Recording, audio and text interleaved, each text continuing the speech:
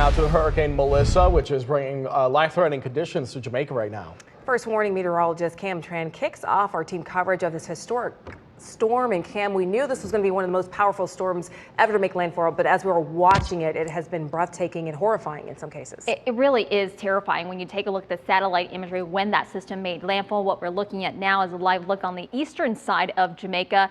Melissa made landfall near New Hope, Jamaica, which is on the southwestern side of the island at 1 o'clock this afternoon.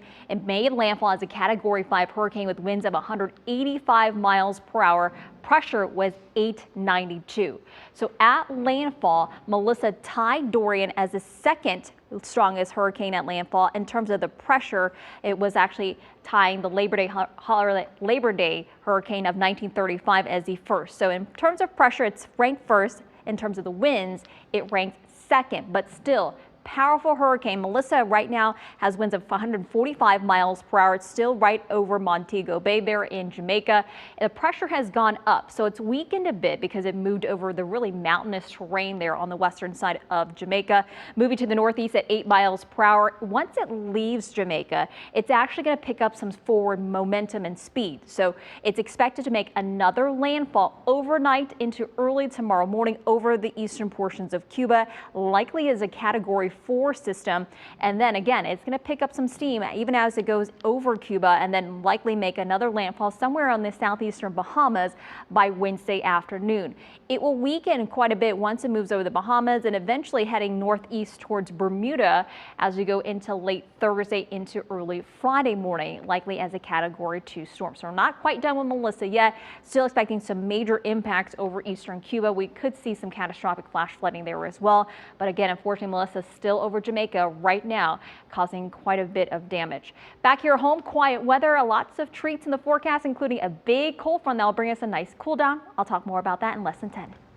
Cam, thank you. Meanwhile, Hurricane Melissa could reshape Jamaica for years to come. West Show's Nancy Alvarez continues our team coverage with what's happening right now on the island. Nancy. Well, guys, Hurricane Melissa is already responsible for at least 7 deaths in 3 countries, and officials are warning it's not just powerful winds, but also storm surge, sustained rainfall, and landslides that could end up being deadly.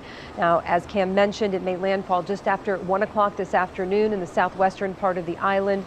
Thousands of people are already without power. That was expected. More than 800 shelters opened across the island, and locals and tourists are now hunkered down. Once the storm passes, there are plans to provide emergency relief flights as soon as Thursday.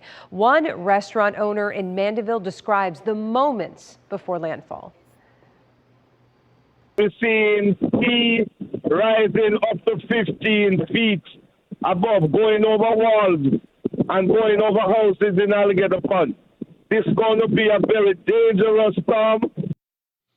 Yeah, and officials warn the damage assessment will be very slow as the storm pushes past Jamaica, Cuba, Turks and Caicos, and other islands sit in its path. And of course, we'll be watching it and keeping you updated. Back to you.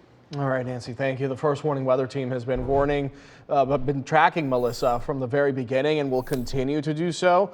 Be sure to download the free West Shoe mobile app and turn on alerts to get breaking updates from the tropics.